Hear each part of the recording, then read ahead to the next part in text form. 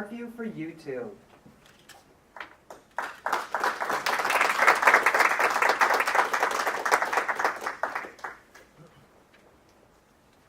Okay, thank you very much. Thanks, Mankato, everyone, for showing up here at 8 a.m., 8:30 in the morning. It's really exciting. My name is Fro. Today I'll be talking about Threelly Smartview for YouTube. So we're going to be talking about YouTube today, but before we dive into that, I just want to get a show of hand in the group to see how much we're familiar with YouTube. So I'm going to ask a couple of questions. You can put your hand up if it applies to you, and just keep your hand standing in the air. How many people have used YouTube within the last 24 hours? Okay. Okay, just keep it standing. How many people have used YouTube in their life ever? Okay. At least I was hoping for everybody to stand. Thank you for that. So we'll be talking about YouTube today. And my goal is to talk about the product we built called Threelly Smartview. And the product we built is to accomplish this mission, which is to build an intelligent, smart view for interacting with YouTube. And we're going to leverage AI in part of what we're doing to really make the interaction of how people consume YouTube video content drastically different. So my goal is the perspective of how you've always consumed YouTube before will change after you've seen this. But before we start, let's look at some statistics.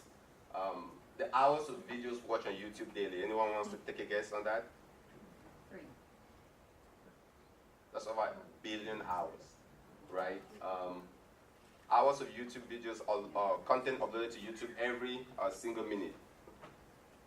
That's over 400 hours. It means the last minute I've been talking, 400 hours worth of HD video content has been uploaded to YouTube. And those statistics are staggering if you keep looking at it, right? But what's even more interesting is this last statistics. Even though we have all that content being uploaded to YouTube, people spend on average 60 seconds per video, right? So you come to a video, you watch what's important for 60 seconds, and you leave. And so the question is, why are we uploading such long videos when the attention span is that small? How do we address that problem? So that's really what we're trying to solve. But here's a quiz for us again. I think I'm going to make this about quizzes. Because as I was preparing for this, my dear friend said, oh, you're going to present to students? I thought I was going to. Any students here, by the way? Teachers? Lecture professors? Okay, we've got a few. So, so they said put a lot of quizzes because students are good at that. So, okay. So, how long does it take a single person to watch every video on YouTube back to back if you were to try? Any guesses? 900 years. We got 20 years, we got a couple of years, right? Here's the number, by estimate, right? So we have all this content, we want to watch that content, but there's really no time, right? And that's a big problem. How do we address this? We look at it, we have over 200 years, but it's just 60 seconds the attention span. So this is what we're trying to address. So I went to the drawing board to solve this problem. If you're interacting with YouTube, the interface is pretty straightforward. This is what we have. And we can see the time here. This video is over 80 minutes long. And below, people can leave comments on specific times within this video that is relevant. And my question is, when I get a video, I want to know what is relevant in that video as quickly as possible and get out and save time. But using this approach, you really can't do this. I have to go to the comment section and struggle to figure out that, oh, something in here in that video was relevant. The other alternative is to spend 80 minutes watching that video, which often at times we don't have that 80 minutes, especially for students. You can testify. The next thing is, instead of going to the comment section, how about we go to the URL? You can try to manipulate the URL of the video to figure out what time in that video is relevant and maybe share it to a friend. Say start watching at the start time, at this end time. But guess what? It's a little bit geeky. How many people go to the URL and try to manipulate that and change, what the API there is? Anybody? Not a lot, right? So that's a problem. And still the question remains. I want to share a video with my friend. I want to share them something specific in that video, and not the entire video. So how do we solve that? Okay, I got a little bit ambitious. And this is what I did. I started keeping a spreadsheet. And as I watch videos, and I watch a lot of videos for work, for school, for just daily, And sometimes I come back to a video and my question is, what was important in the video when I watched it? So this spreadsheet was, one of the solutions I had. And if you see, I have the link of the video, I have the start time and end time of what I thought was relevant in that video, because when I come back, I want to see that start and end time. But guess what? It's a little bit ambitious, but it's not scalable, it's ineffective. How many people will do this? Not a lot of people, okay? That's what I thought. Maybe some students, but I'll show you a different approach. So we really had to go back to the drawing board to solve this problem.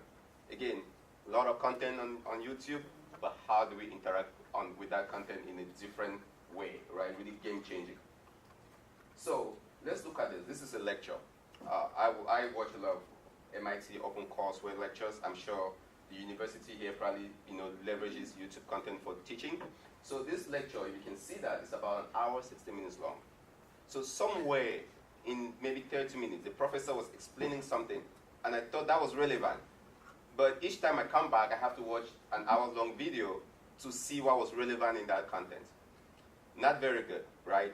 And so as students, I'm sure you can relate to this. I personally can relate to it. So that approach did not scale. So we had to think of something different. And this is what we came up with. Threelly Smartview for YouTube. So what happens is you come into YouTube, you get a totally different experience. Has anyone seen this before? Does anyone think this is a game changer and can really help your life?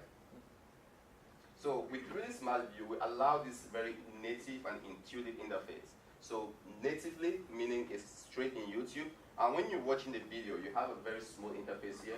And you can move the slider, you start on your end time, and save that. And if you want to share it with friends, you're not sharing them an hour-long video. If your professor wants to send you a link, they're not sending you an hour-long video. They're saying, go to this video and watch this slides, right? Precision. Precision is the currency of the future, right? Because we're going to keep up to date with all the content barrage we're getting, we got to be more precise. And this is a problem we're trying to solve. So it's a smart view. It interacts here. You get a good login. And what happens is, when you have that login, it's social. People can, add slices, and you can see the slices that we call it slice snippets from other people. So this is a video, very great video. I recommend this video from Michael Stevens.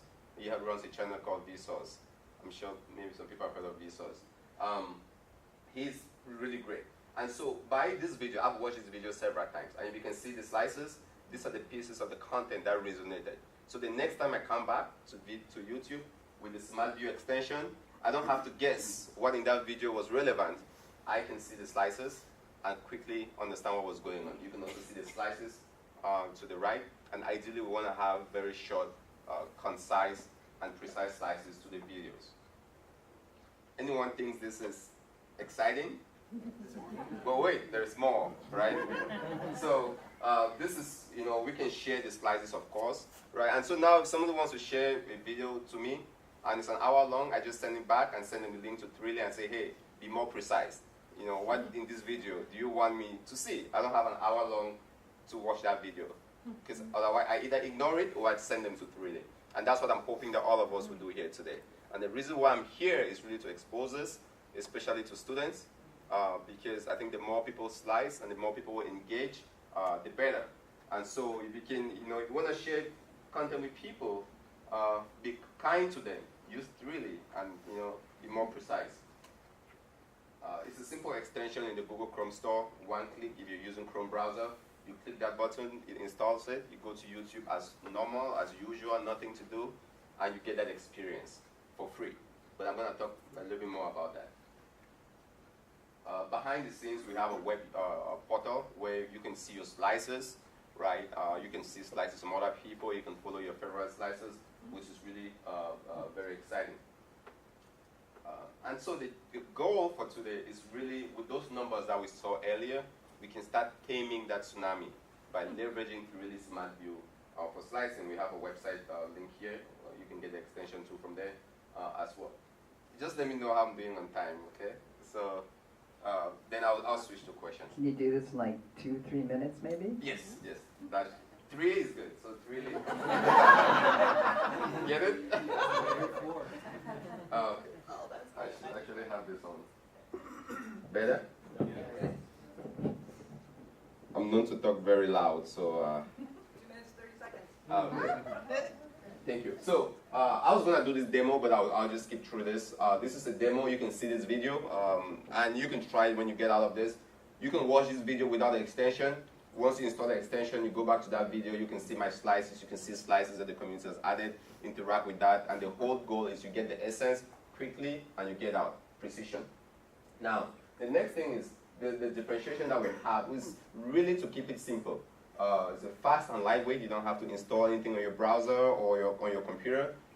Google Chrome Store, very trusted. You get the extension. It's free for you. It's simple to use. Students love simple things. Professors love things that are simple, and it's very, very engaging. The future, how do we plan to monetize? How do we plan to make money? That question comes up a lot.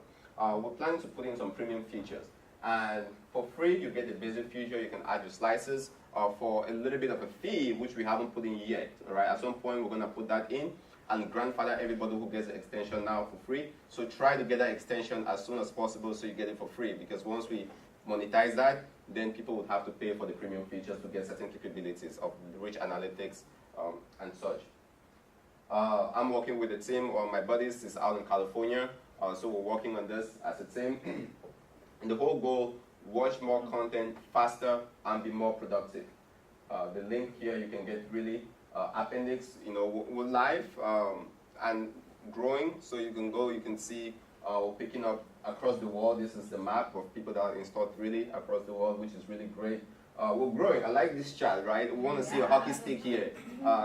It's not yet where I want it to be, but I'm hoping that once we get everyone in here installed, that number goes up, and that's really the goal. But the growth is positive. That's what we want to see. I want to keep it as positive as possible. And then the roadmap. Right now, we started back in 2015, and some folks were asking about this, where at the time it wasn't videos. It was about text. I was doing something with text analytics. But I realized that people were moving towards videos content than ever before. Right, video is really the way of the future, and so I had to address that. So back in 2004, 2017, I did a major repivot to focus on video because that's where people's attention are to build this. And so we came up with the extension, which is great, very lightweight and easy to install.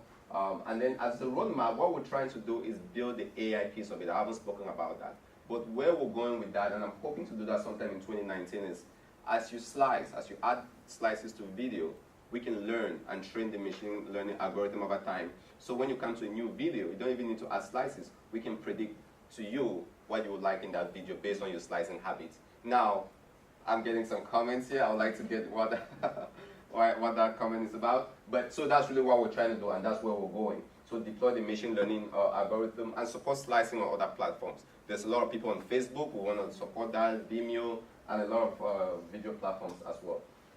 So that's the roadmap. I'll take questions now. Drew, thank you so much. Round of applause.